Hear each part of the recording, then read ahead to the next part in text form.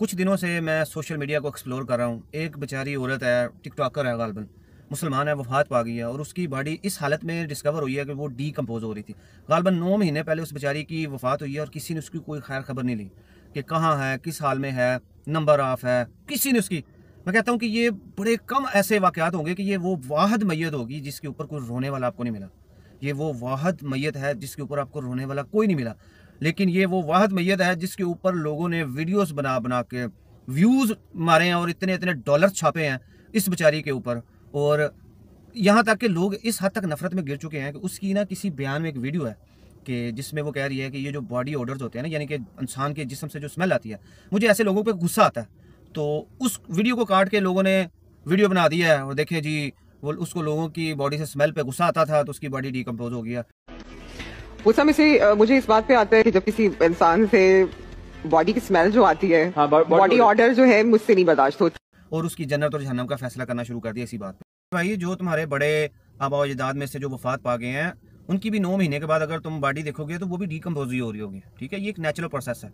अगर तुम इसका नहीं पता तो इसके ऊपर इस तरह की एनालॉजी ना बनाओ। तुम्हारे तो बड़ों ने शायद ऐसी कोई बात भी नहीं की होगी कि ये तुम्हारी बॉडी से स्मेल क्यों आ रही है, मुझे गुस्सा आ रहा है, तुम अपने आप को साफ सुथरा रखो। तो फिर भी उनकी बॉडियां डिकम्पोज हो गई हैं। क्यों? तुमने वो देखी नहीं है ना, क्योंकि वो कब्र के अंदर है। इस बेचारी की तदफीन नहीं हुई तो इसकी बाहर ही डिकम्पोज होना शुरू हो गया। तो तुम लोगों ने ऐसी वीडियोस बनानी शुरू कर दिया। तूफ है तुम लोगों की सोच पे। मेरे भाइयों, आप लोग ही मेरे ख्याल से ये वाली हदीस सुनाते हैं ना कि सफाई निसफ ईमान है। तो अगर कोई आपको कहता है कि आप साफ सुथरे रहें, आपसे स्मेल ना आए, तो वो जो हदीस आप बताते हैं उसी के तहत कह रहा है। तो हदीस रसूल के ऊपर अगर आपको गुस्सा आता है और आप उसकी बात नहीं मानते और उसकी अगर वफात ट्रेजिकली किसी तरह से हो जाती है और उसको बेचारी को कफन दफन नसीब नहीं होता, तो आप उसके ऊपर ऐसी वीडियोस बनाना शुरू कर देंगे। इस हद तक आप लोगों के ज़मीर गिर चुके हैं। भाई कौन जनती है, कौन जहन्नमी है, इसका सारा अख्तियार एक ही ज़ात के पास है और वो अल्लाह ताला की ज़ात है जो ऊपर बैठी सबको देख रही है। उसको सब कुछ मालूम है। कौन जनती है, कौन जहन्नमी है, इसका फैसला अल्लाह ताला के पास है।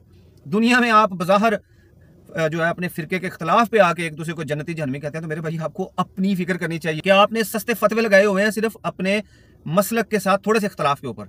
तो इस बेस के ऊपर तो आपके ऊपर भी लगे हुए हैं। ठीक है यार, खुदा का खौफ खाया करें, हुस्न ज़न रखा करें।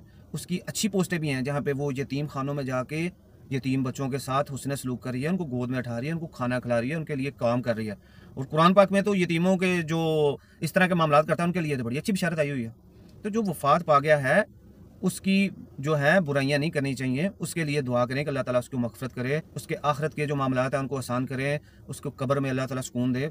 ये वो वाहिद मैयत है जिसके ऊपर कोई रोने वाला नहीं है, जिसके ऊपर कोई दुआ नहीं कर रहा, बल्कि वीडियोस बना के व्यूज़ लेके डॉलर छाप रहे हैं। हाँ, यहाँ पे एक बात है, जो लड़कियाँ फेम के चक्कर में इस हद तक आगे बढ़ जाती हैं कि वो अपनी फैमिली यानी अपने माँ बाप जिन्होंने उनको बचपन से पाला था उनको छोड़ के साइड पर चले जाती हैं, तो उनको नसीहत ज़रूर लेनी चाहिए कि बाद में आपके ऊपर ना कोई रोने वाला होगा, ना आपको कोई कांधा देने वाला होगा और ना ही आपके लिए कोई दुआ करने वाला होगा।